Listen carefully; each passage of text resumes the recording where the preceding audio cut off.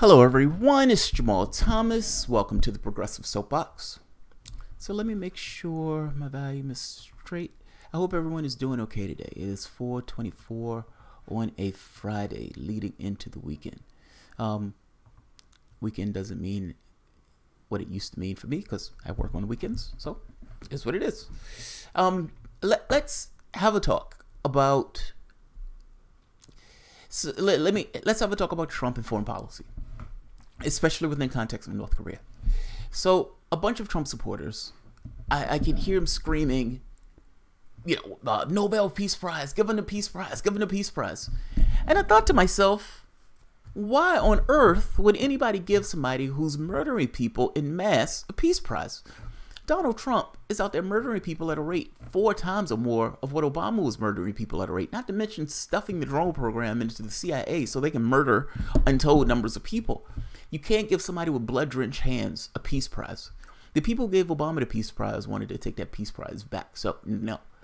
Let's dispel any notion that that bloodthirsty baby killer is going to get a Peace Prize. And yeah, he has murdered babies, so let's keep shit real. That's the first point. The second point is rampant, unmitigated incompetence. Rampant, unmitigated incompetence.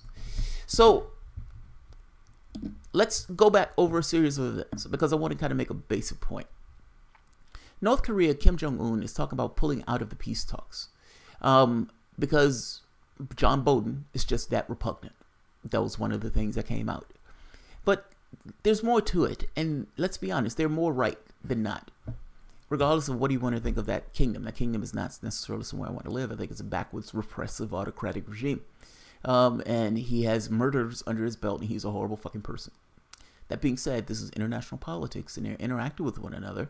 And from my standpoint, as an objective media, or at the best that I can, to give an honest portrayal of both. Seeing as I'm in this country, I can see the machinations that are taking place within the Trump campaign or Trump administration, and it is incompetence at a breathtaking level.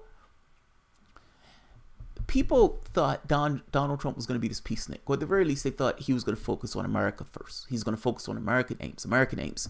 And some of this was slightly fulfilled when he stopped paying terrorists in Syria. And he said that he was going to take those troops out of Syria, and he stopped funding the White Helmets. My fear on this was that he was going to use this focus to focus on Iran, and maybe even to some degree North Korea.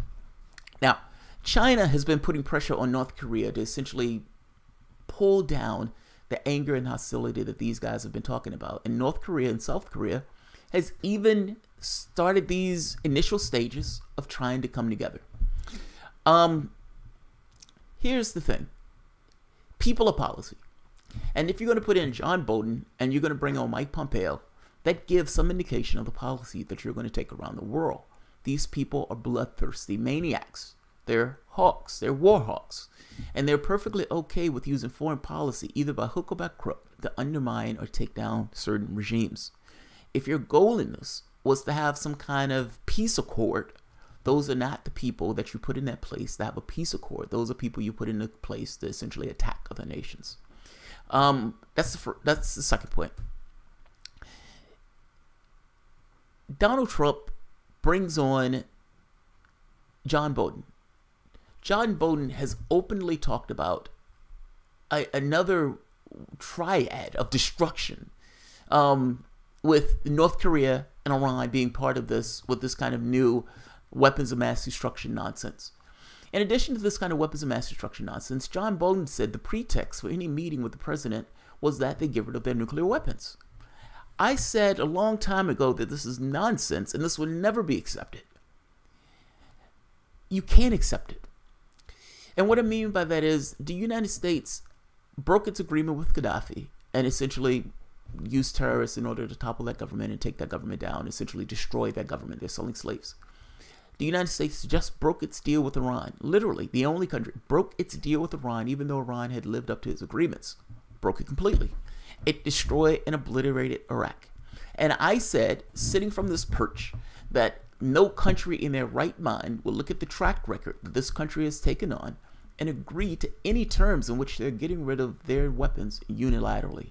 Nobody in their right mind would do it. The reason that you can't go into North Korea now is because of the fear that they would attack South Korea or they would attack Japan, maybe even with a nuclear weapon. That's the thing that keeps North Korea ticking along. If North Korea was sitting in the middle of nowhere where it wouldn't necessarily adversely affect one of our allies, that country would have been destroyed a long time ago. And we did try to destroy it. We killed, what, 1/5 of the population. My point to this is, these people are screaming peace talks when Kim Jong-un is saying these negotiations might be off the table for some of the stuff that these guys have been talking about. John Bolton has been out there saying that the Libyan model might be necessary for North Korea. The Libyan model being to essentially murder Gaddafi and undermine the government, essentially topple the regime. North Korea has said, yeah, we don't know if this is a good idea to have these talks, and making the point that John Bolton is repugnant. John Bolton is repugnant. And yeah, I also would have problems with having talks when some of the people who are built in administration are saying that they want to topple my government. How can you have peace talks when these people are talking about getting rid of your nuclear weapons, the thing that protects yourself, and then have the other guy talking about we need a Libyan model in order to take them down? Donald Trump comes out and says, well, if we can't make a deal, then maybe the Libyan model comes into effect. Essentially threatening them with this thing of either you make a deal with me or I'm going to let this maniac rabbit dog John Bolton with his mustache have a go at you. This is the article. Peace treaty or Nobel Peace Prize, my ass. Donald Trump threat to Kim Jong-un, make a deal or suffer the same fate as Gaddafi. If you remember, Gaddafi got sodomized with a machete. Just in case you were unclear on what happened. Asked about Libyan model, Trump said that model was total decimation. That model would take place if we don't make a deal. Understand what's being taken place. And look, I've said that Trump is the honest face of the American empire. I've said that Gina Haspel is the honest face of what the CIA represents. These people are honest expressions of American power in its gross, snarled form. Well, that gross, snarled form is telling one leader of another country that he's supposed to be having peace talks with that either you make a deal with me or I am going to destroy you. I am going to destroy you. Nobel Peace Prize, my ass. Donald Trump has threatened Kim Jong-un with the same fate as Muammar Gaddafi if the North Korean leader doesn't make a deal on his nuclear weapons program. And by the way, that's outright that's outright terrorism. You know that, right? Like, you can't necessarily threaten another country with force. I will punch you in the nose unless you make a deal with me. Think about that shit. The bully of the world. It's better, that's amazing. The U.S. president issued a threat as the White House when he answered about the recent suggestions by his national security advisor, John Bolton, that the Libyan model be a template for dealing with North Korea at a summit between Trump and Kim planned on the 12th of June in Singapore. The model Bolton was referring to was Gaddafi's agreement in December of 2003 to surrender his embryonic nuclear weapons program, which included using uranium centrifuges to be shipped out to the United States. Gaddafi got murdered. He had a machete shoved into his ass. The Western powers took something that wasn't supposed to be regime change and they used it for regime change. That's what it boiled down to for Gaddafi. Now, if Trump is talking about peace talks and he's having this conversation while talking about peace talks, meaning at the exact same time you're talking about having this person over to have a conversation with about some kind of peace deal, you are also simultaneously have rabid dogs in your administration talking about overthrowing their government. Please tell me you see something wrong with this picture. This is glaring, unmitigated incompetence. This is profound incompetence. I don't necessarily know if Donald Trump was being serious about having those talks, meaning he might have just said shit off the top of his head, in which case the North Korean leader took him up on, in which case he was stuck with the thing that he said, not being able to back away from it. So the North Korean model and everything else. Also, I don't necessarily know if there's a capacity to be able to attack North Korea without North Korea decimating South Korea or Japan. If there was, they probably would have did it already by now. I don't think there's a military solution to this problem. Having the conversation, however, I thought it was a good thing. Like, whether they did it on purpose or not, I thought it was a good thing.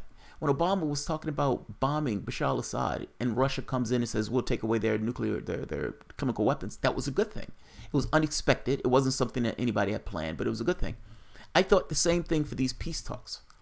But there's no such thing as peace talks if people in your administration are literally talking about overthrowing the government of the people who you're claiming to have peace talks with. Nobel Peace Prize, my ass. But Trump appeared to be unaware of the agreement and interpreted the Libyan model to mean the 2011 NATO intervention in Libya's support of the insurrection would ultimately lead to Gaddafi's murder at the hands of rebel in Tripoli. The model, if you look at that model with Gaddafi, that was the total decimation. We went in there and beat him.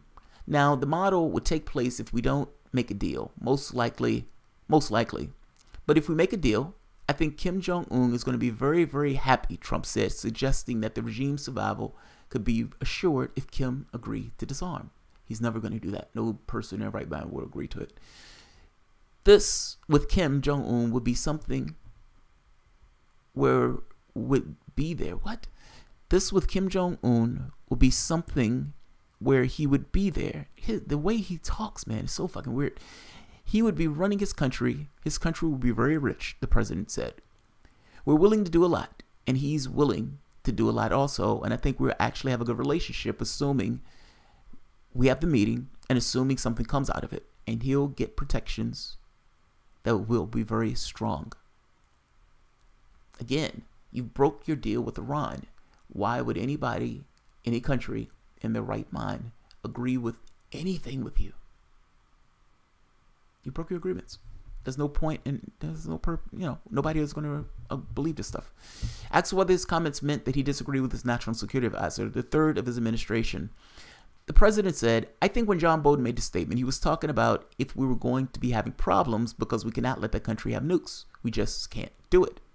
Joel Witt, a former U.S. negotiator who is now senior fellow at the U.S. Korea Institute in Johns Hopkins University, said this is probably the wrong time to be making threats 3 weeks before the summit. You think? The inflammatory comments come at a time when June meeting is in doubt. The regime in Pyongyang reacted strongly against the statement by Bolton over the weekend, who insisted North Korea would have to dismantle its nuclear arsenal completely and immediately. A senior official said on Wednesday that Kim would not take part in the summit with such a one-sided goals. No, he's not, I said to myself. Pyongyang has complained that the joint military exercises are being conducted by the United States and South Korean forces. The regime's mission to the United Nations issued a statement on Thursday claiming that the nuclear-capable B-52 bomber and F-22 fighter planes were taking part in exercises. He described it as extremely provocative and ill-boding act. You don't really hear this in news like talking about, but the United States and South Korea have military exercises, having these pretend sessions or pretend things as if, or exercises as if they're invading North Korea. North Korea doesn't like this. North Korea has consistently complained about this, and oftentimes North Korea has set off some kind of detonation in defiance, or let's call it as a statement of rebuke, when the United States and South Korea hold these military exercises. That's what they're talking about with this. Oftentimes, the media acts as if this guy is just kind of losing shit and just popping off with these bombs. This stuff often comes at the times where the United States and South Korea is having these military exercises. They strongly hate these exercises. You must understand, from the North Korean perspective, we were in a war with them. We've forgotten about that war. But we killed a fifth of their population. Technically, that war has not ended, meaning we have troops still on their border. And despite us not necessarily thinking about it, you can bet that they damn sure remember that war. They damn sure remember it. That war is fresh to them. And it's very possible that he's whipped them up into a fervor thinking that the United States would invade at any particular time, which, again, allows him to accrue more power. But I'm trying to get into the point of the psyche of the people who are there. This is not the time to be doing it. If you want to actually get some kind of peace deal done, you don't go around talking about overthrowing the government that you're trying to actually get some kind of peace deal with. If Donald Trump was smart, if Donald Trump had any sense at all, Donald Trump would have went to that meeting and he would have rocked that shit. You're not going to get them to get rid of nukes. That's an unreasonable expectation. And if that's your expectation, then there's no point in even having a meeting. But meeting is in jeopardy. John Bolton is repugnant. In fact, if I'm not mistaken, they even called him repugnant. Right here. This is Common Cause. Citing U.S. invasion of Iraq and Libya, North Korea says repugnance of John Bolton threatens talks. He is repugnant. Specifically targeting U.S. President Donald Trump's warmongering, anti-diplomacy, national security advisor as the primary reason it has threatened to cancel a planned summit with the United States. North Korea's Vice Minister of Foreign Affairs, Kim Kye-gwan, issued a scathing statement on Tuesday, making it clear that Pyongyang will not be silent about his feelings of repugnance towards John Bolton. While Bolton has made countless statements in support of regime change and reckless foreign policy adventures, and both a free agent and as official in the Bush administration, statements that earned him the nicknames bloodsucker and human scum in Pyongyang, North Korea was particularly angered by the National Security Advisor's recent invocation of Libya as the model of the United States should follow in the nuclear negotiations with North Korea. Do you remember how when you might get one random cleric in Iran saying something about the United States, the great Satan of the United States, and then you would have senators screaming, oh my God, they're talking about invading the United States. Iran is threatening us. Iran is threatening us. It's some random guy. And yet they use that random guy as being the totality of Iran. John Bolton is the National Security Advisor who's whispering in the ear of the president. The other maniac, Mike Pompeo, talking about the invasion of Iran and attack of Iran and using all this other stuff. These people are literally in the administration. And this guy was literally talking about overthrowing that government 3 weeks before they were supposed to have a peace talk. How is Pyongyang, North Korea, supposed to take something like that? And if it was you, what would you think about it? You're supposed to go in good faith to have a conversation about some kind of de-escalation between your two countries. And one of the people who was in administration of the person who's having the peace talks with you is talking about taking down your government. Using the example of the leader being sodomized with a machete. Yeah, good luck with that one. Good luck with that. Let's see. I used to be a TYT member, canceled after 2017. Stop using dollars. The U.S. pays the military industry complex corporation dollars. You know, that's another part, right? So dollars... oh man, I have to do that story. Europe has stopped using dollars. They've started using euros in regards to dealing with oil in order to evade the U.S. sanctions. This is mind-blowing. I mean, Europe has literally dropped the dollar in their oil engagements with Iran. This is amazing. I mean, a lot of these things are amazing developments because it's putting us in this kind of conflict with people who are supposed to be our allies. Just saying. It's amazing. It's amazing. Uh-oh, I am Silers here. Bolton was a bad choice, but how about we wait to see what happens with the Korea peace talks before we start giving Trump shit? What is this mainstream media? No, it's common sense. It's common sense. You don't like to use that, but it's common sense. Meaning, if you're honest with yourself, and I know you don't like me saying it, but if you're honest with yourself, the reality is John Bolton is a war hawk. He's a maniac. John Bolton on multiple occasions has been talking about either invading Iran or attacking North Korea. And in this case, he is in the administration with Donald Trump, and he's talking about taking down that other government. And your response to this is, hey, I know he's been talking about taking down the other government, but let's not wait to see if he takes down the other government. Nonsense. Lone Star Progressive, I think we have plenty of evidence. Trump is an idiot, so dumb he's dangerous. Yeah, agreed. Edward Davis, we have erased strikes from our consciousness. Edward Davis, that's a good point. We don't do it often. Well, we don't do it often because, let's be honest, I mean, people are working, barely making ends meet. And in barely making ends meet, you know, it's like, do you take the opportunity to go on a strike, or do you take the chance of going on a strike knowing you might lose your job? Do you take that, go on a strike knowing that you have, you know, this bill or that bill or medical bill or something? I'm making a point that people have all of these engagements that are digging into them, and do they really have the time to engage in this kind of workers' uprising? Yeah, strikes are not necessarily something people do as often as they used to do.